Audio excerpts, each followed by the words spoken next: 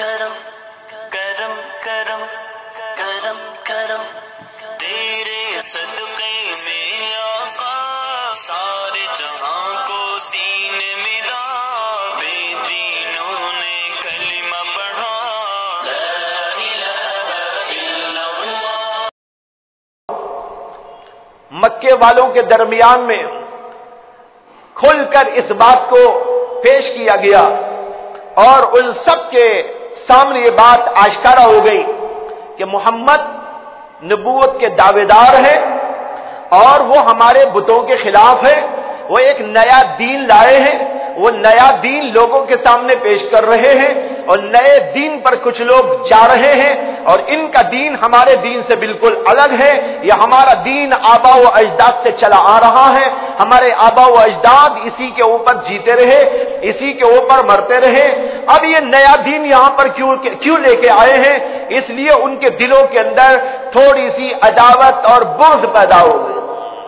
لیکن اس کے باوجود ان لوگوں نے حضور اقدس صلی اللہ علیہ وسلم کو ابھی کچھ برا بھلا نہیں کہا۔ ادھر یہ کام جاری تھا اور یہ کافر لوگ اپنی خیمے گویاں کرتے ہوئے رہ گئے اور یہاں پر اسلام میں داخل ہونے والے لوگ اسلام میں داخل ہوتے جا رہے تھے۔ جب یہ سلسلہ بڑھنے لگا تو ان لوگوں کو یہ محسوس ہوا کہ جو محمد کے دین میں داخل ہو جاتا ہے وہ بتوں سے دور ہو جاتا ہے، اور پھر اللہ کے نبی علیہ الصلوۃ والسلام کھل کر یہ بتاتے تھے بتوں کی عبادت یہ شرک ہے، بتوں کی عبادت کرنے والے لوگ عقل سے کام نہیں لیتے ہیں، اور جو لوگ بتوں کے پجاری ہیں وہ لوگ اپنی ہی بنائی ہوئی چیزوں کو خدا سمجھ رہے ہیں۔ یہ جہالت ہے، یہ حماقت ہے، یہ بڑی بے وقوفی ہے کہ ایک آدمی اپنے ہی ہاتھ سے بت کو بنائے اور اسی کے سامنے سجدہ کر لے اور اسی کو اپنا خدا قرار دے لے۔ عرب کے لوگوں میں بت کا بڑا اہتمام تھا، بڑا ہی اعتقاد تھا، اور بت کئی قسم کے موجود تھے وہاں۔ پتھروں کی پوجا ہوتی تھی، پتھروں کی تراش کر کے ان کو بنایا جاتا تھا، بعض جگہ پر درخت ہوتے تھے، ان درختوں کی پوجا ہوتی تھی، اس کے علاوہ کوئی چکنا چپڑا پتھر مل جائے تو اس کو سامنے رکھ کر عبادت کرتے تھے، اور جو ہے جانوروں کی عبادت بھی ہوتی تھی۔ اس طریقے پر مختلف چیزوں کی پرستش کا وہاں پر رواج تھا۔ علامہ ابن الجوزی نے مستقل کتاب لکھی ہے اس زمانے کی تاریخ پر، جس کا نام ہے کتاب الاسنام، بتوں کی کتاب، یعنی اس کے اندر اس زمانے میں بتوں کا جو سلسلہ تھا اور کن کن چیزوں کی پوجا ہوتی تھی اور اس کے طریقے کیا ہوا کرتے تھے، ایک تاریخی طور پر انہوں نے تجزیہ پیش کیا ہے اس کتاب کے اندر۔ بہرحال جب انہوں نے دیکھا کہ محمد صلی اللہ علیہ وسلم بتوں کو برا بھلا کہتے ہیں، برا بھلا کہنے سے مراد یہ ہے کہ آپ کہتے ہیں کہ بتوں کی پوجا نہ کرو، بتوں کی پوجا کرنا عقل کی بات نہیں ہے، بتوں کی پوجا کرنا دانشمندی کی بات نہیں ہے، بتوں کی پوجا کرنا یہ بے عقلی کی بات ہوتی ہے۔ اللہ کے نبی علیہ الصلوۃ والسلام اس کو واضح کرتے جا رہے تھے۔ یہاں سے ان لوگوں میں عداوت پیدا ہو گئی، انہوں نے سوچا اب ہم خاموش نہیں رہ سکتے، اب تک تو ہم ذرا خاموشی اختیار کیے ہوئے تھے لیکن اب ہم اس پر خاموشی نہیں اختیار کر سکتے۔ اس کے لیے انہوں نے سب سے پہلا کام یہ کیا کہ ابو طالب کے پاس میں پہنچے، جو حضور اقدس صلی اللہ علیہ وسلم کے چچا تھے، اور چچا ہونے کے ساتھ ساتھ اللہ کے نبی علیہ الصلوۃ والسلام کے سرپرست بھی تھے، انہی کے گھر میں حضور اقدس صلی اللہ علیہ وسلم پرورش پا رہے تھے، پرورش پائے ہوئے تھے۔ ان کے پاس میں پہنچے اور جا کر کہا کہ ابو طالب تمہاری بزرگی مسلم، تم ہم سب کے بڑے ہو، سرپرست ہو، یہاں کے رئیس ہو، بہت بڑے آدمی ہو، لیکن دیکھو تمہارا بھتیجا ہمارے بتوں کے خلاف جا رہا ہے، یہ بات ہم برداشت نہیں کر سکتے، اس لیے یا تو تمہارے بھتیجے کو منع کر دو کہ وہ ہمارے بتوں کے بارے میں کچھ کہے، اور جو کچھ وہ کہہ رہا ہے اس سے اس کو بات آنے کی تعلیم دو، یا نہیں تو پھر اپنے بھتیجے کو ہمارے حوالے کر دو، ہم جیسا چاہے اس کے ساتھ میں معاملہ کریں۔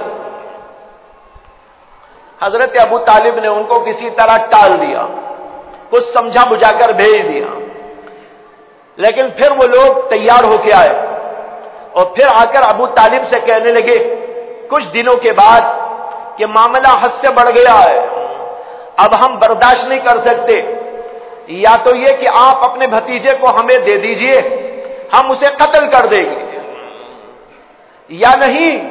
تو پھر آپ ہم سے لڑنے کے لیے تیار ہو جائے، اپنا جتھا آپ بلا لیں، ہم اپنا جتھا بلا لیں گے، دونوں کے اندر لڑائی ہوگی، یا تو تم ختم ہو جاؤ یا ہم ختم ہو جائے۔ جب یہ کہا ابو طالب سے تو ابو طالب کے ذہن کے اوپر اس کا بڑا گہرا اثر ہوا۔ انہوں نے کہا بھائی معاملہ تو بہت آگے بڑھتا جا رہا ہے، کہاں سے کہاں تک پہنچ گیا ہے، جنگ تک نوبت۔ انہوں نے رسول اکرم صلی اللہ علیہ وسلم کو بلا بھیجا اور بلا کر حضور اقدس صلی اللہ علیہ وسلم سے کہا کہ بھتیجے تم میری جان ہو، میرے لخت جگر ہو، میں تمہیں بہت پیار کرتا ہوں، تمہارے سے بڑھ کر مجھے اس دنیا میں اب کوئی نہیں، میرے بچوں سے زیادہ میں نے تمہاری تربیت میں، کفالت میں، تم کو بڑھانے میں، چڑھانے میں نے حصہ لیا ہے، یہ تم جانتے ہو، اور تم یہ بھی جانتے ہو کہ اب میں بوڑھا ہو گیا ہوں اور ایسی صورت میں زیادہ میں کچھ برداشت کرنے کے قابل نہیں ہوں، اگر میرے اوپر زیادہ کچھ بوجھ پڑے گا تو میں برداشت نہیں کر پاؤں گا۔ یہ دیکھو تمہاری قوم کے لوگ میرے پاس آئے تھے اور انہوں نے ایسی ایسی باتیں کہی ہیں کہ یا تو ہم جنگ کے لیے تیار ہو یا نہیں تو تم کو میں ان کے حوالے کر ڈالوں، اب میں برداشت نہیں کر پا رہا ہوں، اس لیے میں تم سے کہنا چاہتا ہوں تم ان چیزوں کو چھوڑو۔ یہ ابو طالب کی بات تھی، بڑا گہرا اثر تھا ان کے اوپر، وہ اپنے آپ کو سمجھ رہے تھے کہ اب میں مزید برداشت نہیں کر سکوں، اگر جنگ تک نوبت پہنچ گئی تو میں کیا کر سکوں، اس لیے انہوں نے رسول اکرم صلی اللہ علیہ وسلم کو بلا کر بڑے پیار بھرے لہجے کے اندر بہت ہی درد مندانہ انداز پر یہ گفتگو کی، لیکن وہ تو دنیا کے اعتبار سے سوچ رہے تھے ابو طالب، اور رسول اکرم صلی اللہ علیہ وسلم تو دین کے اعتبار سے سوچتے، آپ دنیا کے اعتبار سے نہیں، آپ اللہ کے پیغمبر تھے اور پیغمبر کو ایک ذمہ داری دے کر بھیجا جاتا ہے، اور وہ ذمہ داری ہوتی ہے تمام دنیائے انسانیت کو ہدایت دینا، تمام دنیا کے لوگوں کو اللہ کی طرف بلانا اور ایک اللہ کی پرستش پر سب کو جمع کر دینا، اور ان کے اخلاق کو، کردار کو، انداز زندگی کو، سب چیزوں کو بدل کر اس طریقے پر لے آنا جو اللہ کی مرضی ہے اور جو اللہ کا دین چاہتا ہے۔ اللہ کے نبی علیہ الصلوۃ والسلام ابو طالب کی گفتگو سننے کے بعد بہت دلگیر ہو گئے، آپ کی آنکھوں سے آنسو جاری ہو گئے اور کہنے لگے کہ چچا اگر آپ میرا ساتھ نہ دینا چاہیں تو آپ میرا ساتھ نہ دیں، کوئی پرواہ کی بات نہیں ہے، اس لیے کہ میرا تو حامی و مددگار اللہ ہے جس نے مجھے نبی بنا کر دنیا میں بھیجا ہے، اگر آپ میرا ساتھ نہ دینا چاہیں آپ میرے سے ہاتھ اٹھا لیں اور یہ بھی ان کو سنا دے آپ کہ اگر وہ لوگ میرے ایک ہاتھ میں سورج اور ایک ہاتھ میں چاند لا کے رکھ دے تب بھی میں اپنے کام سے باز نہیں آ سکتا، اس لیے کہ میں تو اللہ کا پیغمبر ہوں جو دنیا کو ہدایت دینے کے لیے آیا۔ اور یہ کہہ کر حضور اقدس صلی اللہ علیہ وسلم زار و قطار روتے ہوئے اٹھ کر چلے گئے۔ جب اٹھ کر گئے تو ابو طالب کیسے برداشت کر سکتے تھے؟ وہ پالنے والے، پوسنے والے، بڑی محبت کرنے والے، اپنی اولاد سے زیادہ حضور کو چاہنے والے، وہ حضور کے رونے کو اور دلگیر ہونے کو کیسے برداشت کر سکتے تھے؟ جب حضور اٹھ کر جانے لگے تو فرمایا کہ محمد آؤ آؤ، اللہ کے نبی علیہ السلام پھر آئے، بیٹھ گئے، فرمایا ابو طالب نے تمہارے جی میں جو آتا ہے وہ سب کچھ کرو، میں کبھی بھی تمہارے سے ہاتھ نہیں اٹھاؤں اور کسی بھی دشمن کو تمہارے قریب آنے نہیں دوں گا، جب تک کہ میری جان میں جان موجود ہے میں تمہاری کفالت اور تمہاری حفاظت کرتا رہوں۔ اب حضور اقدس صلی اللہ علیہ وسلم کو تسلی ہو گئی. تسلی تو پہلے بھی تھی، تسلی تو اللہ دیتا ہے. دنیا کے اعتبار سے، اسباب کے اعتبار سے، ظاہری اسباب کے اعتبار سے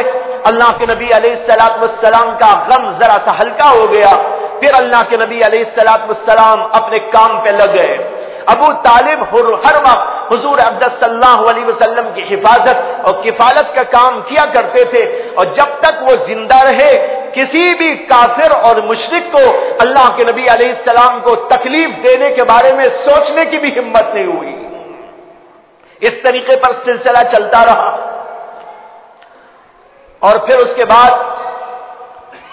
جب ان لوگوں نے دیکھ لیا کہ ابو طالب جیسی شخصیت وہ بھی ہمارے ساتھ آنے کو تیار نہیں، اگر وہ ہمارے ساتھ آ جاتے پھر تو ہم محمد کا جو کچھ کرنا تھا وہ کر دیتے،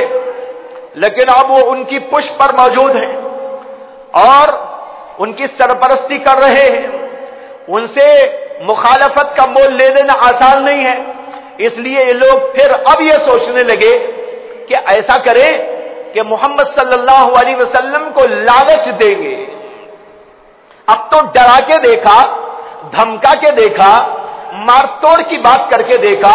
جنگ تک لانے کی نوبت کرنے کی بات کہہ دی، لیکن جب دیکھا کہ یہ ہو نہیں رہا ہے تو انہوں نے کہا کہ ان کو لالچ دے کر ذرا اپنی بات پہ لانے کی کوشش کرے. چنانچہ ایک دفعہ بیٹھ کر مشورہ کیا ان لوگوں نے. اس میں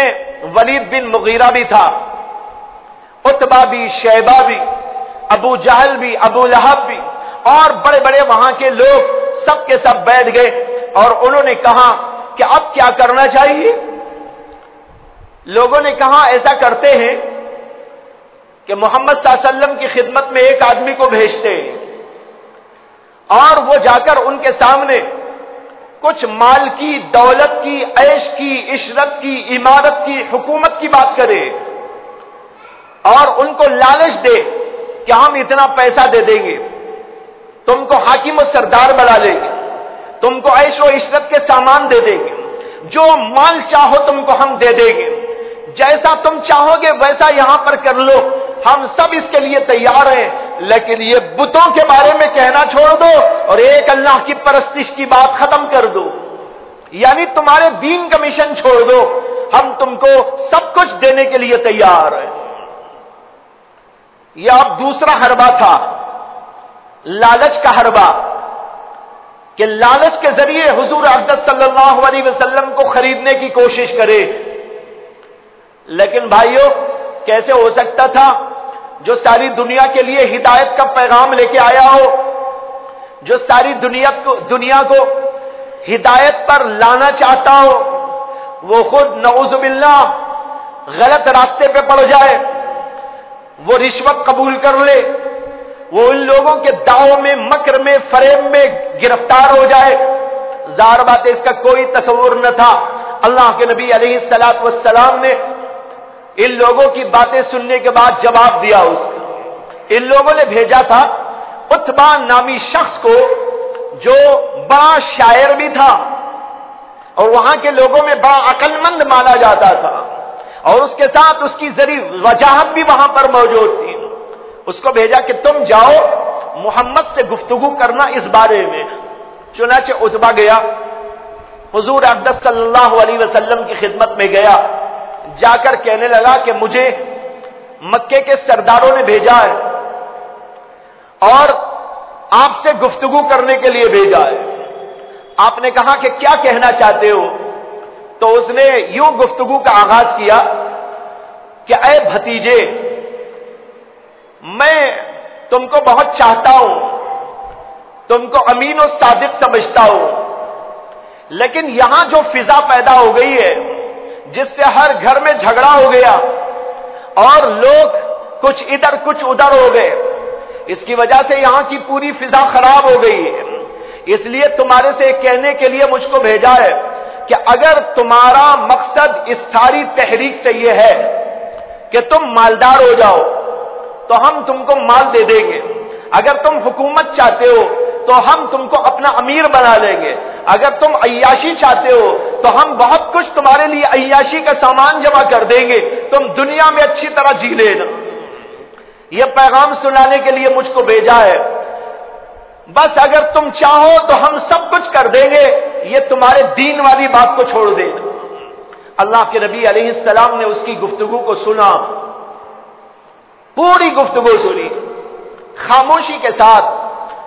جب وہ خاموش ہوا، اللہ کے نبی علیہ السلام نے فرمایا تمہاری گفتگو ختم ہو گئی؟ اس نے کہا ہاں میری گفتگو تو ختم ہو گئی، آپ بتائیے کہ اس کے جواب میں آپ کیا کہتے ہیں؟ اللہ کے نبی علیہ السلام نے فرمایا میرا جواب تو صرف یہ ہے کہ میں پیسے کے لیے، مال کے لیے، حکومت کے لیے، عیش و عشرت کے لیے نہیں، بلکہ دنیا کو ہدایت دینے کے لیے آیا ہوں، اس لیے میرا پیغام تم سننا چاہتے ہو تو سنو، میں اللہ کی آیتیں تم کو سناتا ہوں۔ یہ کہہ کر اللہ کے نبی علیہ السلام نے اس کے سامنے سورہ حامیم سجدے کی آیتیں پڑھنی شروع کر دی۔ حامیم سجدے کی آیات پڑھتے رہے، وہ ساکت و صامت سنتا رہا، یہاں تک کہ اللہ کے نبی علیہ السلام ان آیتوں پر پہنچے جن میں کہا گیا ہے فَإِنْ أَعْرَضُوا فَقُلْ أَنذَرْتُكُمْ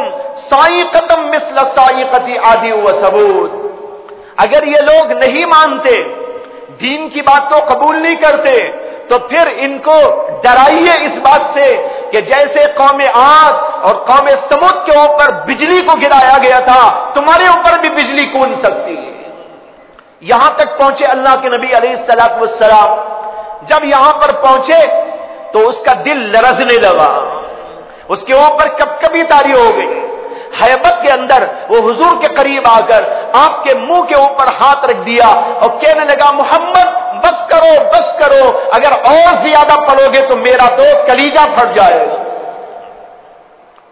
اللہ کے نبی علیہ السلام پھر بھی پڑھتے رہے۔ اس کے بعد اس نے کہا کیا پیغام دو؟ کہا کہہ دینا یہی پیغام ہے اللہ کا، یہ سنا دینا تمہارے لوگوں۔ اس کے بعد وہاں سے وہ اٹھ کے گیا، لوگ انتظار میں بیٹھے تھے،